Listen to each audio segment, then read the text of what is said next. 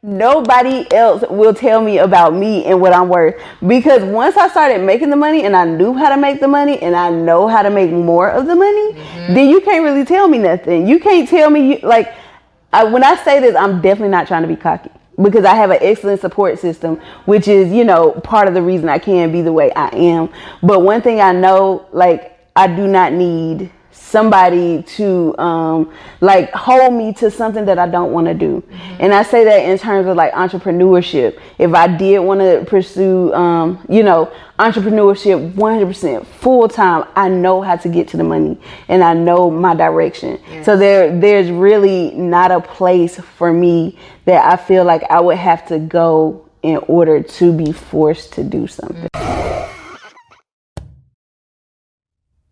The top 3 responses that I get when I ask, why do you want to leave corporate America, are that you want financial freedom, you want to own your own time, and you want to build a legacy for this generation and generations to come.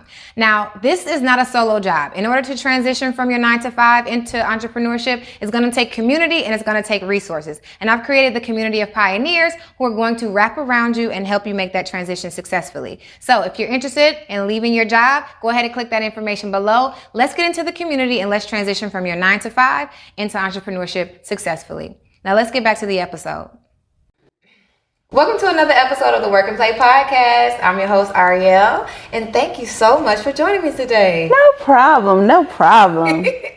So for you guys who don't know my wonderful guest, we have Miss Brittany Kuffour in here today to tell us about her story and her journey from college, which we went to UGA together. We'll talk, well, not together, but we both went to UGA. And then her journey through 9-to-5, nursing, as well as her entrepreneurial journey as a mompreneur. So without further ado, would you like to introduce yourself? Yeah, sure. Hi, everybody. My name is Brittany Kapoor, and I'm the owner of Bundle of Care, LLC. And I'm also a nurse, just graduated nurse practitioner school. I'll be working in that field soon. And so I'm just here today to talk a little bit more about my business.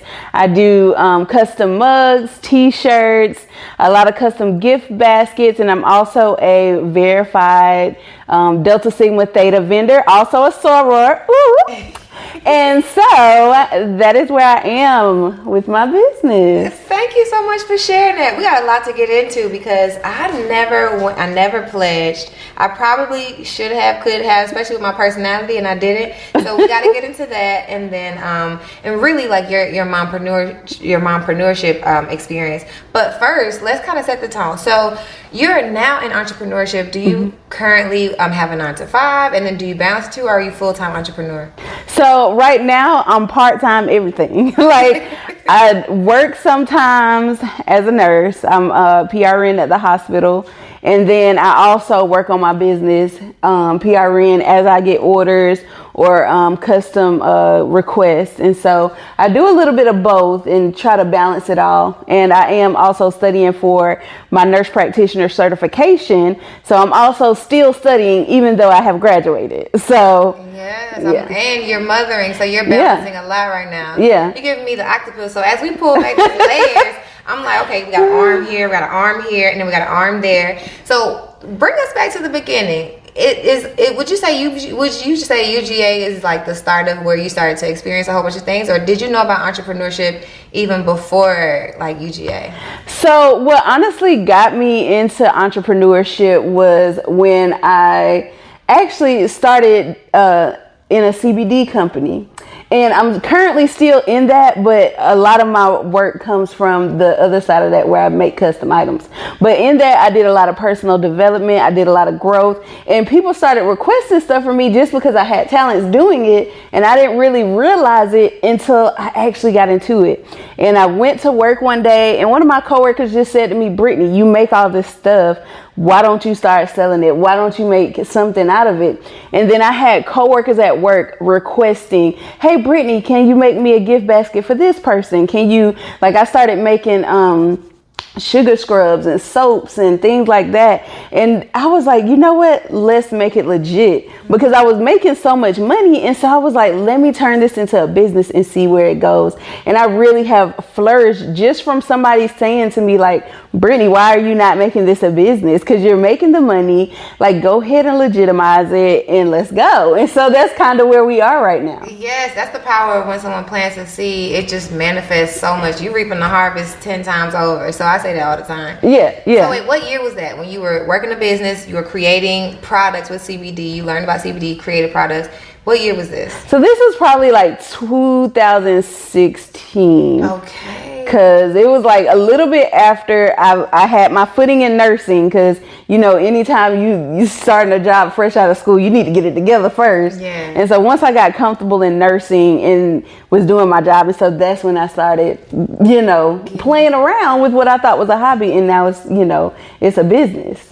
Nice. You know what? That's a lot of people's journey into entrepreneurship, where it's like you have your foundation in one career, and now you have time and some time for you to do some passions and hobby stuff. Yeah. You start to get into it. Exactly. Then you start to monetize. Exactly. Okay, now that's the journey that a lot of people need to get into. But first, not even but first. So as you got into entrepreneurship, you had already had a foundation in nursing. Did you think you were going to be a nurse when you were little? Well, I wanted to be a doctor. I went to University of Georgia and I obtained my degree in biochemistry and molecular biology. And so I literally said to myself, I want the hardest science degree and I want to go to med school. So I got the hardest science degree and then I graduated, and it's like once I graduated, I was out of gas. It was time to study for the MCAT. I had bought it was like $2,000 back then. So I had bought the kit to study and take the test, and I honestly just didn't do it. And I think I was just tired from school. And so I started working. And that's why a lot of people say, like, once you get done with school, if you're going to go to that next level, if you got other plans, just go ahead and do it. Because once you start working, you start making the money. And then, you know, school kind of looks further and further into the distance. Yeah. And so anyway, I started working my 9-to-5 job as a microbiologist. And I was actually testing meat for the USDA for different organisms and stuff like that. And so after doing that, I was like, okay, well, I think I'm ready for the next level. Honestly, I was ready for some change and to do something else. And I spoke with one of my cousins, and she said, look, go back to school. They have this wonderful program called the CNL program, Clinical Nurse Leadership Program. You fast track, you get your master's, and you get your nursing degree. And so with this piece, I just want to say, like, when I first thought about doing it, I said, you know, are my grades good enough for nursing? And I have to say that because a lot of us like second guess ourselves when we're going to pursue something. So I went to the interest, I call it an interest meeting for nursing and stuff. And the guy said, well, what's your background? What's your degree? He was one of the instructors. And he said, I was in the thing to be with the BSN students. So I was there for the BSN students because I didn't think I qualified for the CNL program. Okay. And so he was like, you're in the wrong line. Like, go over there. You already have a degree. Do the CNL program. So there's another person pushing me in a different direction. And you just made a decision in that moment? Yes. And so because I was like, you know, he's telling me just go for it, apply for it. So I ended up applying for the BSN in the CNL program. Okay. Because I was like, I hope I get in, you know. And I don't know why I was second guessing it myself, but I'm just saying that, like, when you have these thoughts in the back of your head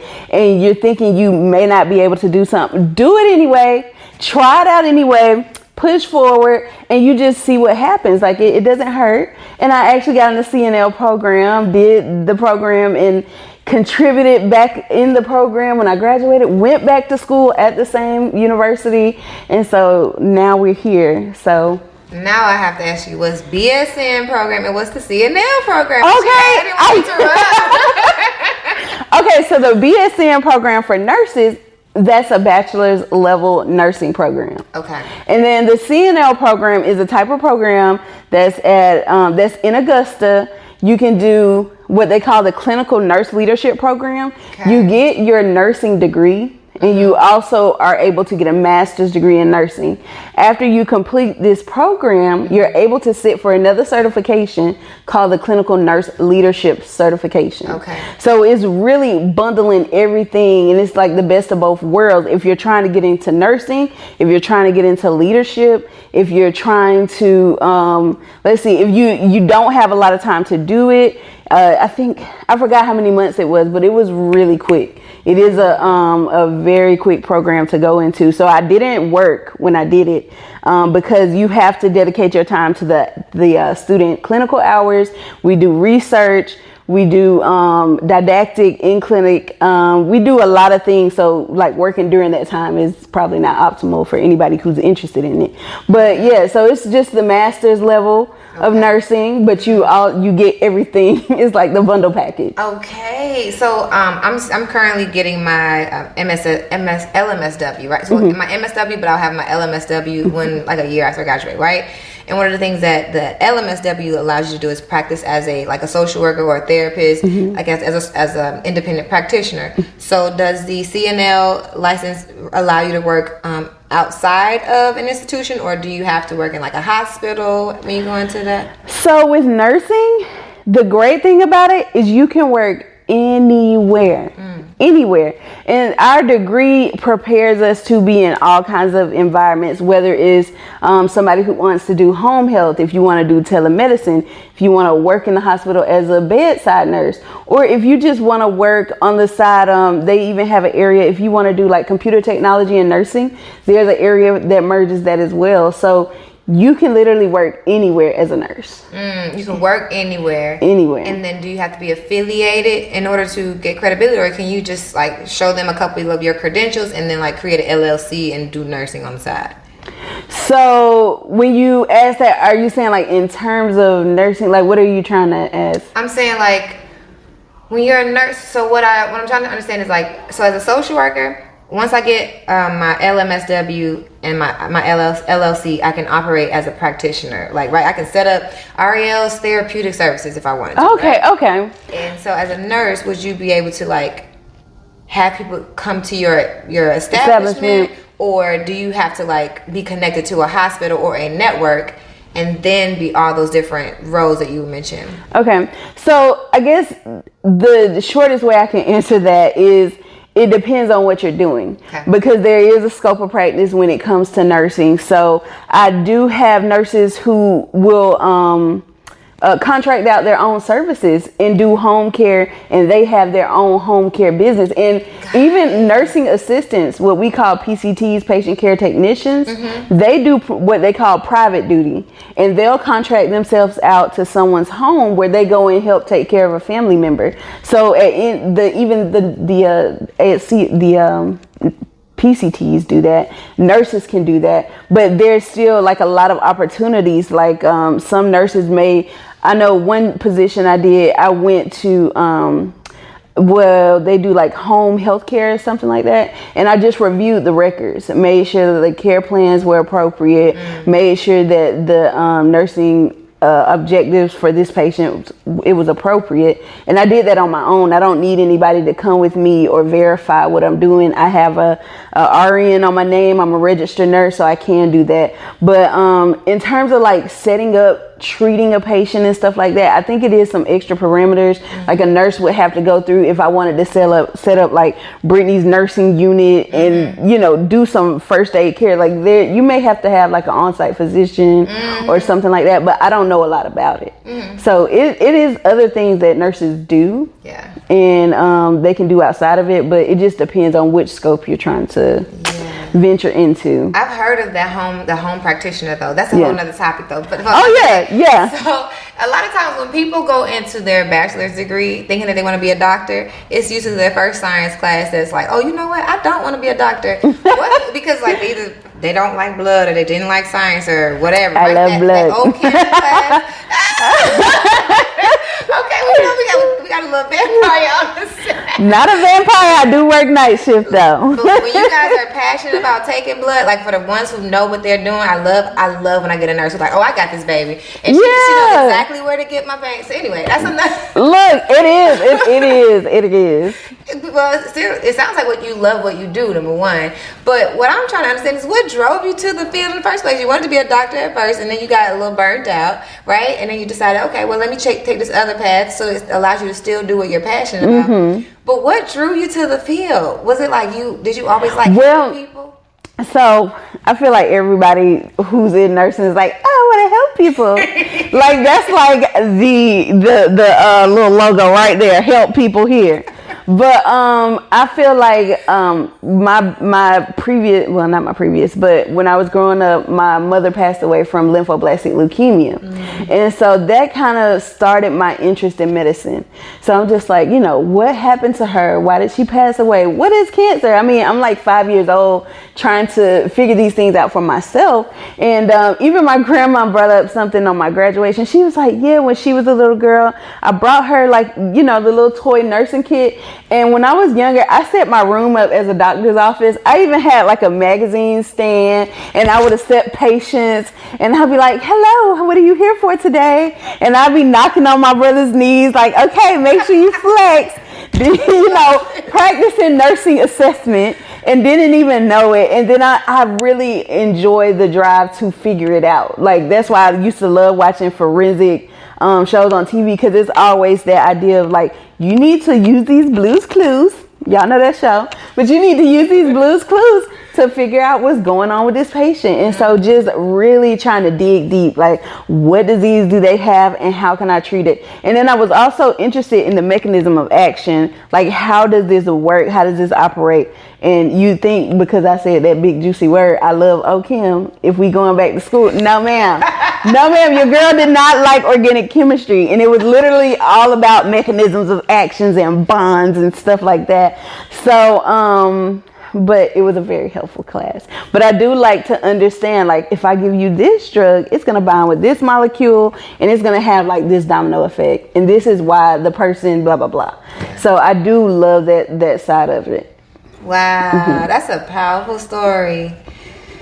So lymphoblastic leukemia. So that is with it's a blood disease. Got it. That's why you love blood. Oh, right? I ain't even connected.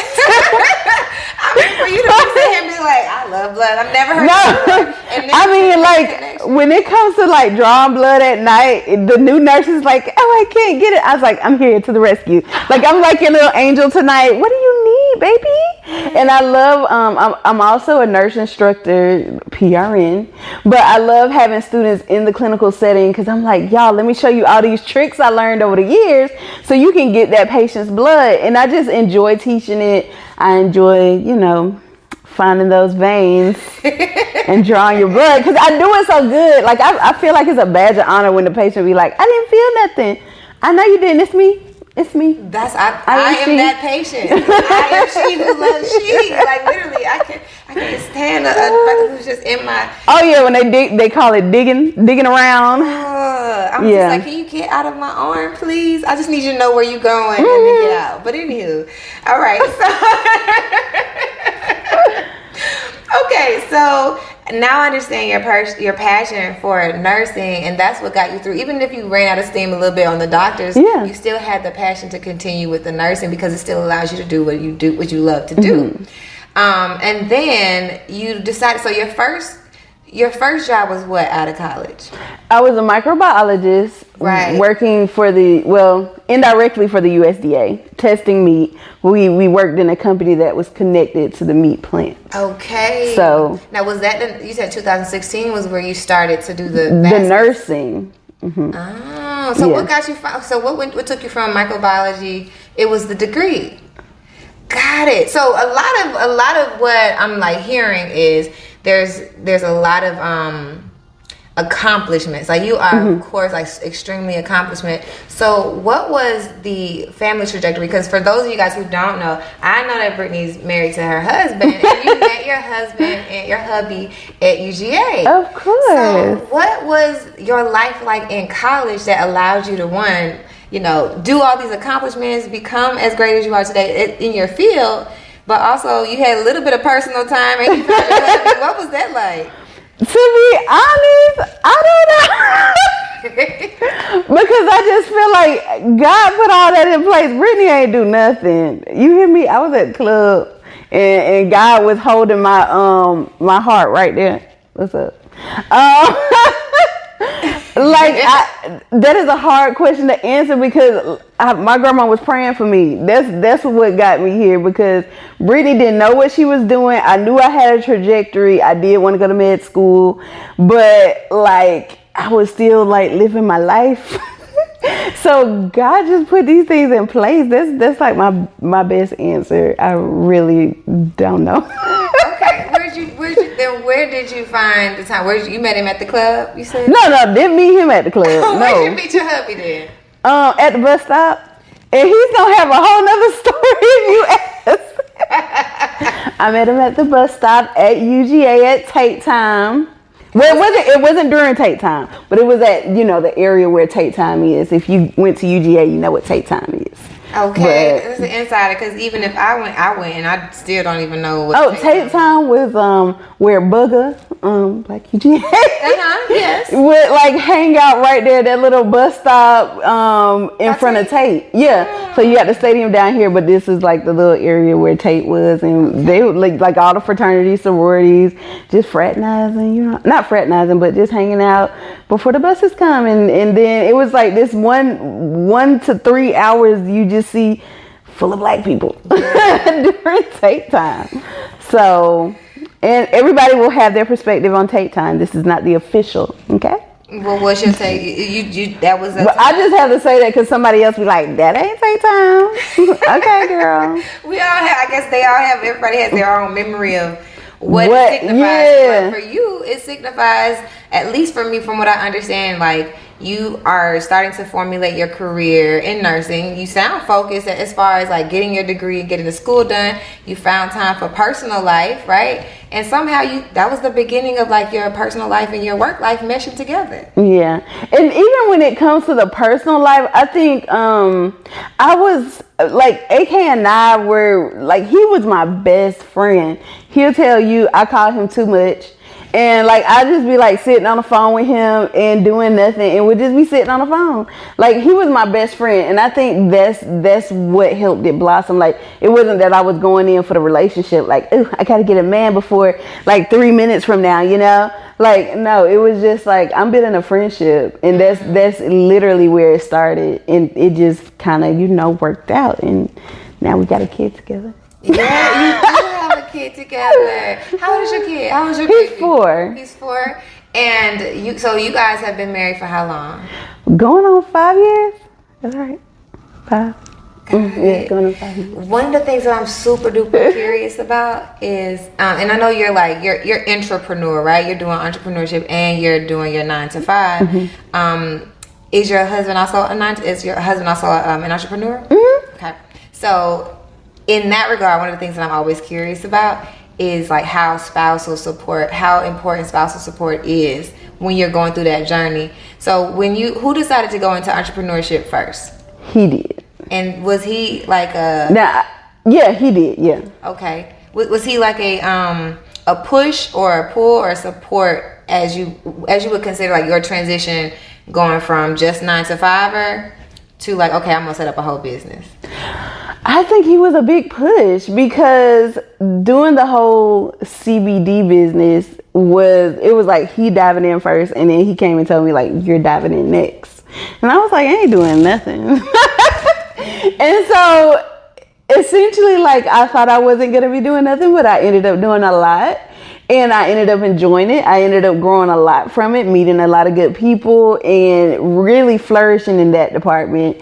And that's where it blossomed. And now I think it is like a symbiotic relationship. Like I'm supporting him. He's definitely supporting me, because one thing that I have been, which I don't really talk to people about a lot, but when you are like an entrepreneur and doing something like I am in terms of like crafting, it's hand heavy. Like I'm always like pulling on something. I'm always putting something together. I'm using my hands a lot. And so what I found, like over time, my hands were hurting more often. And like I would use the CBD products that we have for my hands, and it would work really good, but I could feel the taxing, you know, from just like pulling on the material, which you're not gonna understand that if you don't do it, but it's like vinyl and you have to pull it and make your designs and blah blah blah. Then you have to clamp down and heat press. But anyway, it was really taxing on my joints. Absolutely. And it starts hurting. It's just like getting carpal tunnel from typing all day. And so you know, I went to him, I said, man, my hands hurt, you know, I'm using the creams and stuff, but my hands hurt, you know. And so I'm like, I can't do this forever, but I enjoy it so much that I'm just like pushing through. And he was like, look, don't even worry about that, you keep taking the orders and I'll help you. And so now he's over there like peeling everything, and I'm just putting the stuff together, and I'm just so happy because I'm like, I still get to make stuff, you know, and I still get to run this, because like my hands are my everything. Even if it's in terms of my job, I still have to like see patients. I work with my hands. I got to feel and touch. You know, it's all a part of assessing a patient. I got to write notes, and I got to type. So my hands are very important, whether it's for my business or it's for my career. Yeah. So having him there to support me in getting the material prepared and stuff is just, you know, I couldn't ask for anything else. Thank you, Jesus. You know? I was going to ask you how you managed to balance both worlds, but you have a built-in like support system when it comes to y'all's family unit. Yeah. Ooh, now at what point are we going to get your baby in the workforce with you guys? Technically, he already is. He kind of is. Like I see him when I'm in my office, because it's his too, because his toys everywhere in my office. Like when I'm in there, he always wants to participate. He wants to get his hands on stuff. But I deal with like hot machines. I actually got burnt yesterday. But anyway, like hot machines and stuff like that. So I don't want him touching that part of it. But when he gets a little bit older and his dexterity gets a little bit better, oh, you best believe he's gonna be the baby entrepreneur. And I've already thought about ideas for his little businesses. Yes. And so I was like, Brittany, don't overwhelm him. But I already got something lined up for him. So he knows that his parents are entrepreneurs, and he sees that. He even goes around and like, hey, my husband's business is within the CBD realm. It is mine too, but he's the head of that one. And he was like, CBD, like he was saying CBD at like 2.5, 3 years old. Yes. And so I was just like cracking up, because like he hears us say it so much. He sees us doing presentations. He sees us communicating with other people online. So he wants to be there. He wants to be right in the mix. And so I think it'll be nothing to transition him into entrepreneurship. And I prefer him do that than work for the man.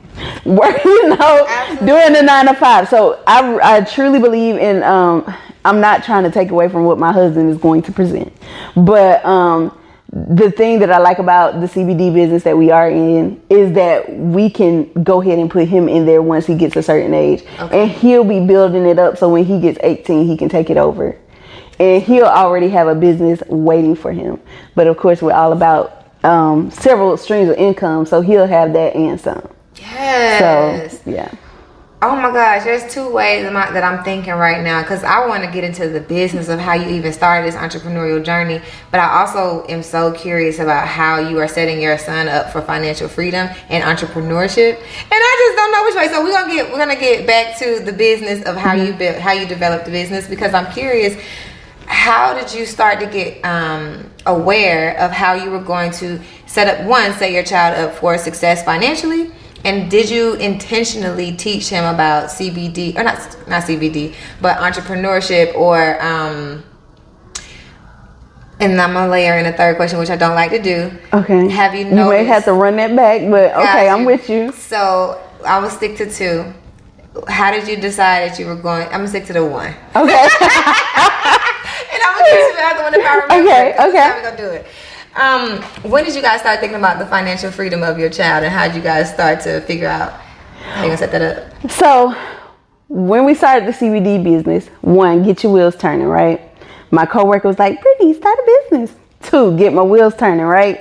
And then once I started making the money, I was like, oh, ain't nobody gonna tell me nothing else, bro. Like, you know, like nobody else will tell me about me and what I'm worth. Because once I started making the money and I knew how to make the money and I know how to make more of the money, then you can't really tell me nothing. You can't tell me, like, when I say this, I'm definitely not trying to be cocky because I have an excellent support system, which is, you know, part of the reason I can be the way I am. But one thing I know, like, I do not need somebody to like hold me to something that I don't want to do. And I say that in terms of like entrepreneurship. If I did want to pursue you know, entrepreneurship 100% full time, I know how to get to the money and I know my direction. So there's really not a place for me that I feel like I would have to go in order to be forced to do something. You know what I'm saying? I don't know if that makes sense. Absolutely. But yeah, I tell people all the time, like when I have clients who are talking about like, oh, my business has to make this much money for me to quit. I'm like, you just need a system to show you that the money can be made and that you can pull that trigger lever high or low. And it's your. And see, another thing I will say now, including the 9 to 5, the great thing about nursing is you are a nurse and you can work, you know, I work 12-hour shifts. I'm not really a 9 to 5. I'm like a 12-hour. But you can work 12-hour shifts. But what I ended up doing, I would work my 3 shifts a week at work, and then I'd go work a PRN job, and then I'd also be teaching. And so like, hey guys, it's Ariel from the Work and Play podcast. If you're getting any value from this channel, and I mean anything from the tutorials to the podcast to the random videos that you see on this channel, then I just ask that you do one thing. Please subscribe and share this to anyone that you think this resonates with, and drop a comment below so I know what other things that you want to see next. Now let's get back to the episode. You just got money coming in from all these different places, and you just like, you know, nurses really can set their salaries. And then you got a lot of people who do travel nurses, which make twice as much as your regular. And I mean, the sky's the limit. Like, especially, and nursing might have taught me, I would attribute some of this thinking to nursing as well, because I know that I can go out there and get another job and still do my current job and be in all these different spaces. So it's like, it's all full circle. It's all. Yeah, it sounds like the nursing. If you do it right, the nursing track can put you in this entrepreneurial space where it's not your jobs; these are your clients. You go and get different contracts because you can do 3 days here and have another client technically that has another 3 days, right?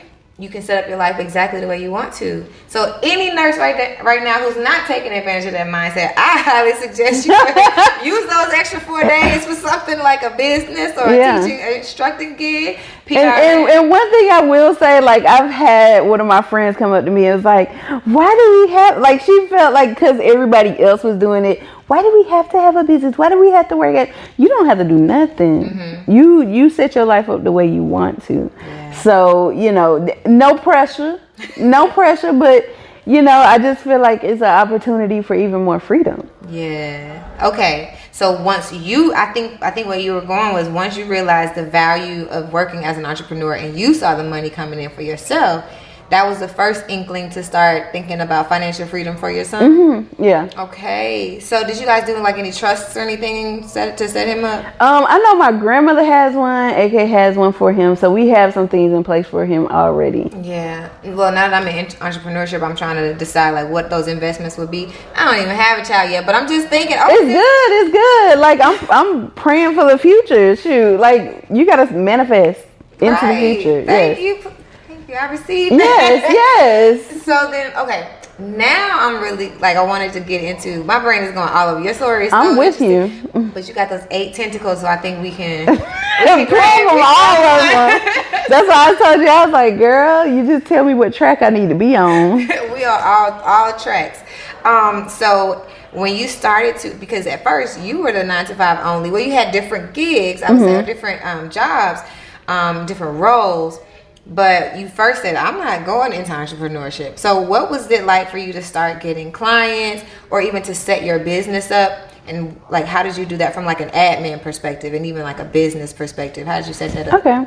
So if I'm thinking like from the perspective of when I first started, I think entrepreneurship was definitely not on there. I feel like between our school, how we are gone through with like college and stuff like that, we initially come in with the thoughts of, okay, I gotta go to school, get my degree, and work. That's what it's taught. They teach you to do those exact things. So entrepreneurship was like scary. It's the unknown. And I do have family members that make good money, but they do it through their job. I don't know a lot of them that are truly going into entrepreneurship, just a few, but are truly going to entrepreneurship and, making a living or, significant money. So really it was one of those things that I don't really see a lot of people doing this around me. So I'm going to jump into this anyway, even though I don't really know what it is. And in the beginning, it was hard because to switch your mindset from I'm getting a steady paycheck from somebody to I have to work to make my own it's a big jump. It's a scary jump. It's one that requires way more work than work.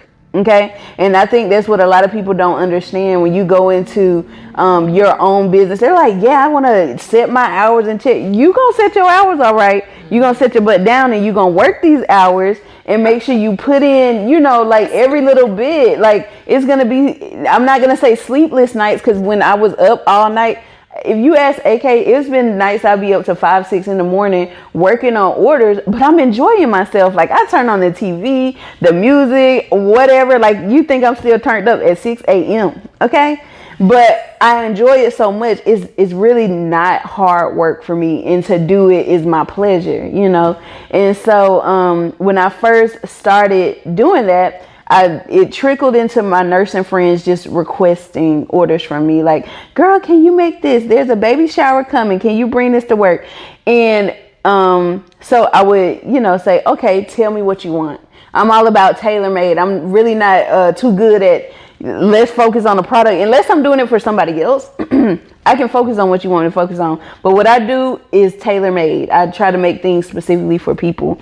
And so I say, what do you want in this? What are you looking for? Tell me a little bit about the person. Because what I'm giving you, I want them to know that you put some thought into it. I want them to know that they were thought about in a special way and that you're giving them something from your heart, And so that's how I kind of started, just taking money from people, and I wasn't keeping no books. I was just taking the money. Feds can't come get me. And it was just for fun. And then after a while, I was like, I wanted to do Etsy. This is what really propelled me to the point I am right now. I wanted to do Etsy, and I heard a couple of people that might have been like baby entrepreneurs, like, oh, don't do Etsy. The fees are ridiculous. They cost too much. They're going to take all your money. And then I had one classmate from high school. She started selling waist beads. And I saw on her social media, she said, I am no longer working my job. I'm doing this full time. And so I messaged her and I was like, girl, is Etsy really paying this much money? She said, Brittany, I'm telling you, I saw her at an event downtown because I was doing like a booth. I set up a booth. And she was like, Brittany, I'm telling you, get on Etsy. Start your shop, start your business. Once I got on Etsy, you got to put in that social security number. You got to make it real, and that kind of made me go through the necessary steps to get the LLC, to get everything certified.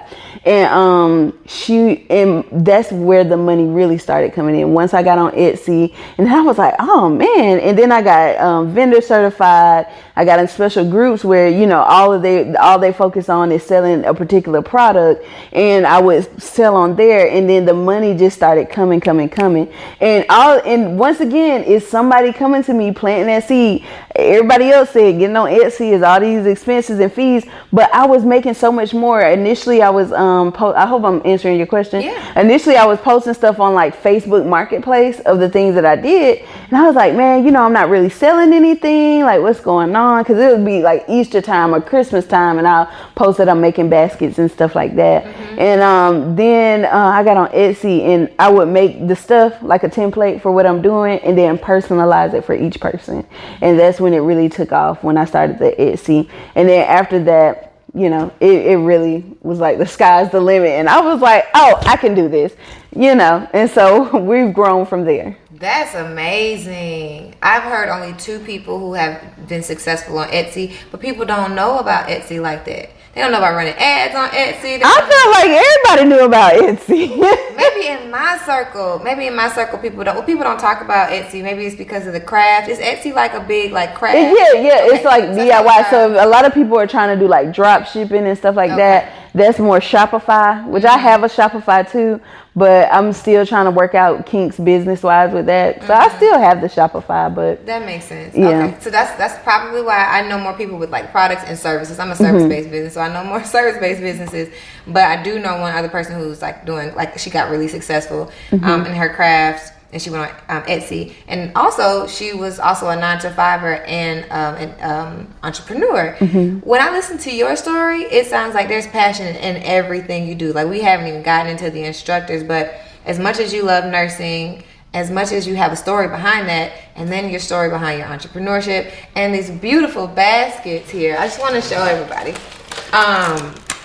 This is a personally made basket. I had like 3 levels of excitement because I, 1, just loved the presentation. 2, I think I had 4 levels of excitement. 2, I've never tried the CBD type products. I've always wanted to try it. I have like my knees. I use a little massager for my knees. So anything. Anyway, but then this personal color. I have a little mug. I'm gonna show it in my next couple of episodes. So this is a personalized mug for the Work and Play podcast. And then my name is on the actual crate that's held in the box. So when you say personalized, I mean personalized. And I can only imagine like the level of excitement, like literally layers of excitement that I receive. Like the people who actually receive your products will go berserk. Because I was just like, oh, wait a minute, hold on. Like, yeah, and that's why, like, I never want to ask people. Like, I'm always like a Facebook snoop. No, you know, and I go in there and try to figure out who you are from that and try to gather some information. So you was a little limited, so I had to picture that, but I was like, what else what else can we give her, what can we do? But I was just like, I'm gonna take that and run with it. But I always want people to know that they're special, and we really appreciate you for doing something like this and taking us on as interview clients. Yeah. Well, thank you for sharing your story. Of course. As we think about all those things, I'm curious, what would you say you do that keeps you centered or that keeps you balanced, that you intentionally do as you manage all of these areas of your life? So recently, before now, it was a blunder.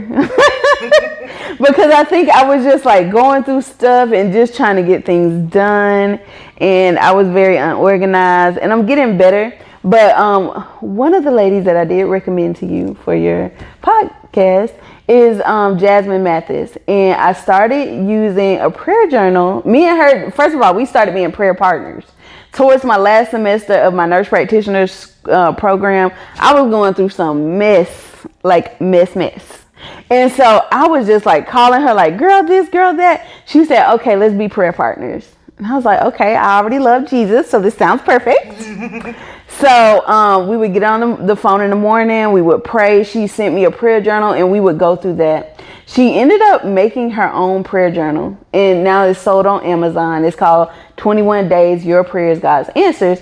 And so we would go through that. You're talking about your prayer requests. You're talking about what you're thankful for, so you're still getting the gratitude in there. And then what you want to claim victory over, and all these things. And so what it was doing for me, one, it was helping me set up a schedule for my life. Because although I am a fly-by-the-pants person, I don't like rigid schedules. That's not me. But I do need some type of structure. So at least, and then another part of that was AK. We would do the devotional on the Bible app. AK would always pick the devotionals because we were kind of lazy. He would always pick the devotionals, and we would do those in the morning. First thing. And honestly, watching him do that every morning had me like, girl, get your Jesus life together. Like, your husband sitting up here, he don't even get out of the bed until he reads his devotional. And I was feeling like, I need to catch up to that.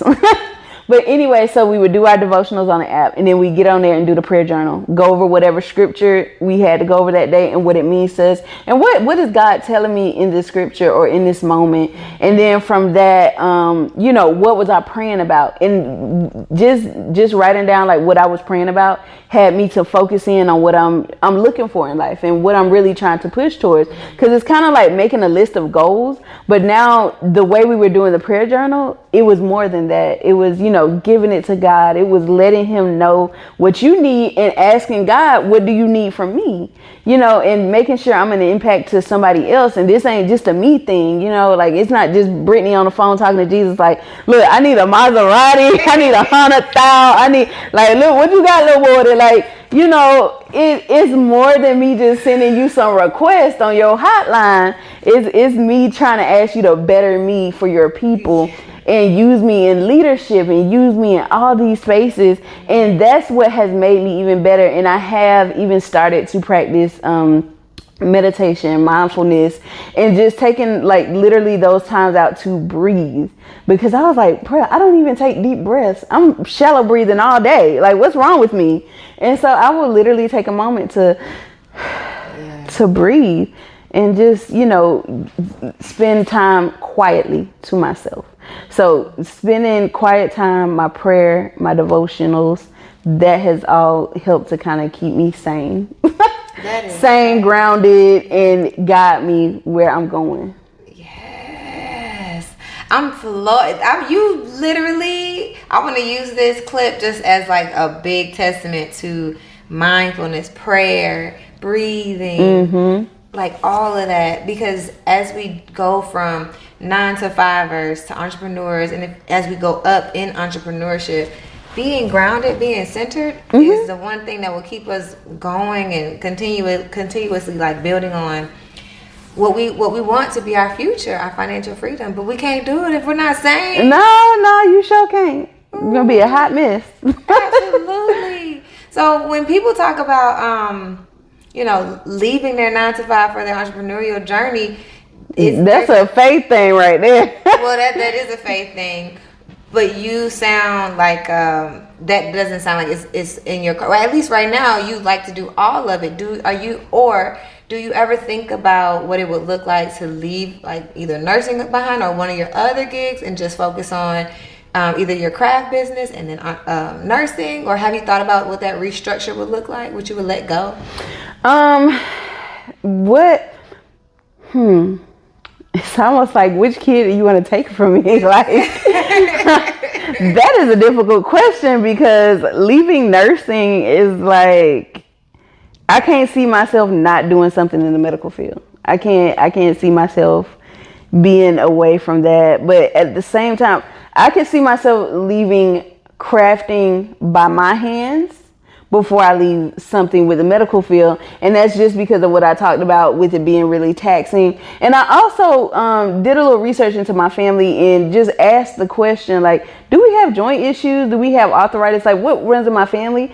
And I've noticed that a lot of them already have it. So I'm not saying that's my fate, but I'm saying there's a disposition, you know, there may be some correlation, there may be some relation. And so I have to preserve what I have for as long as possible. So I've already kind of started thinking about my next steps. You know, do I want to outsource my projects, which is, you know, I really don't want to, but if I have to, I will. And then the second part was start teaching other people. And so I'm already thinking about, you know, like, what space am I going to do this in? What kind of virtual courses can I offer?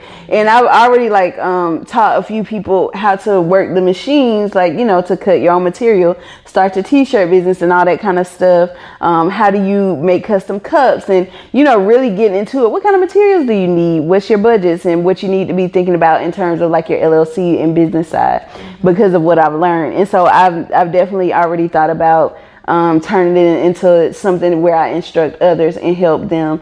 So I'll probably get out of the crafting business before I get out of the medical field, because I don't think that's going to happen. Like, even when we went to Ghana, which is how we met each other, we didn't even talk about that. Yeah, we did not. We literally did not talk about that. But even when we went to Ghana, I already told AK, and I've already spoke this into existence, that I want a clinic in Ghana, and that was my way of giving back. And I was kind of like, I met a doctor over there, and he took care of AK when he was sick and stuff. And he was just like, you just tell us what you're trying to do, where you're trying to go, and we will like help you make this happen. And so now it's just a matter of me getting some capital and getting some financial support. And I really want to work, I'm not going to leave the U.S. completely, but I want to put a clinic over there. Even if I'm not there, I want to put it over there. Yeah. I've already got the name for it. I've already seen it in my head. And it's so much bigger than, like, I be imagining all type of things. I think the gift of imagination is probably why I'm here too. But would you imagine this whole do it? What? Yes. I'm just saying, like, the fact that I can like make stuff blossom. Like, I'd be like, you give me one idea and I tell you 1,000 ways we can make money off that thing, or 1,000,000 ways where we can make this more creative. Like, creativity, imagination, like, that's right up my alley. Yeah. But even when I put that post out to get more people on the show, because I wanted to know more stories. Your energy was the largest energy. It was like you were making things happen. Like, and I also felt this, if I'm being honest, this like tie to your name. Some people say like, oh, I don't play about my name, right? Your energy just based off like, oh my God, Brittany wanted me to do this. I was like, yeah, it's like the fact that you see an idea, you see a thought, and you ran with it. And I got so much energy on my side, and people were so excited about your referral or your recommendation that like your name holds weight, your energy holds weight, your ideas, the actions you put behind the things that you want to manifest. That is all exciting, and you are enjoying the journey in every single one of these tips. I really am. That we're talking about. That's the ADD in me, but I'm okay with it. Like, I live with mine. I'm good. And you have the perfect setup, the perfect system, family system, as well. I'm assuming like your friendships, all these things are so fulfilling to a place where you can actually balance all of these things out. And you haven't gotten to a point where, outside of physically, having to let go of crafting, you feel like you have to let go of something for your anxiety or stress. So I am so enjoying it. I be stressed though, y'all. Don't get it twisted. But we yes. But and I keep pushing. That's why you get into the prayer book. Like you are doing things about that as well. So thank you so much for sharing your story. No problem. One of the things that I like to do on the show is reach back. And because as we reach for the stars, we are all ambitious. We are all reaching for things that we are going to achieve. There's somebody out there who hasn't necessarily taken their next step to be great. And so when you think about that person along your journey, you've had so many defining moments that maybe, we haven't even talked about doubtful moments. But if you have, I know you know what it feels like to be that person. So when you think back and you reflect on what point in time, you think someone needs to hear a word, and then what you would actually say, what would it be? I think Nike, I wanted to make you a t-shirt, but but I think Nike has the best slogan. It's 3 words, but it's the best slogan. Just do it. Because I feel like there are so many instances when you're going to go do something. You're like, oh, do people like my content?